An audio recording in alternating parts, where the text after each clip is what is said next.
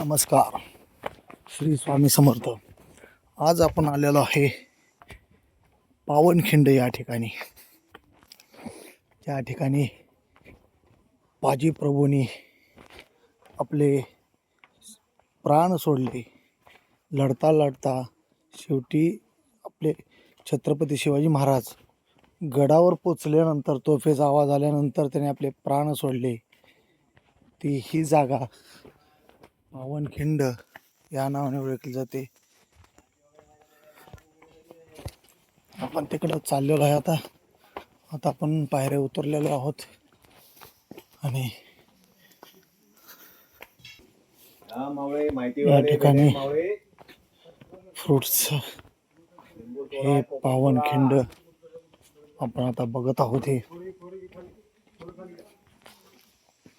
हे बघू शकता आपण स्वराज्यासाठी प्राणार्पण करणाऱ्या ज्ञान वीरांच्या स्मरणार्थ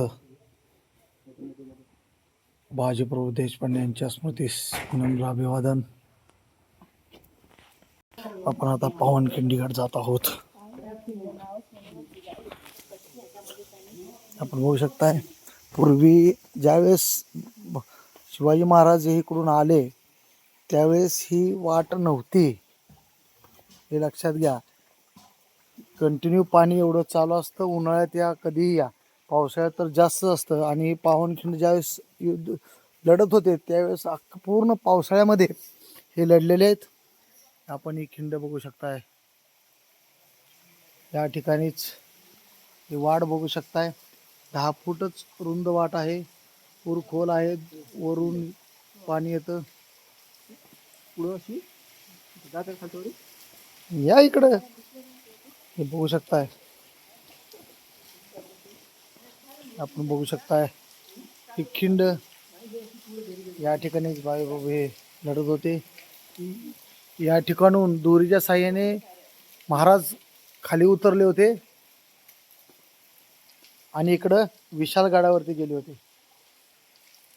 हेच ते खिंडणी. या ठिकाणीच बाजीप्रभूने आपले शेवटचे श्वास घेतला. या वीरांना सलाम आहे. आपणही या ठिकाणी यायला पाहिजे. या ठिकाणी विशाळगड आहे.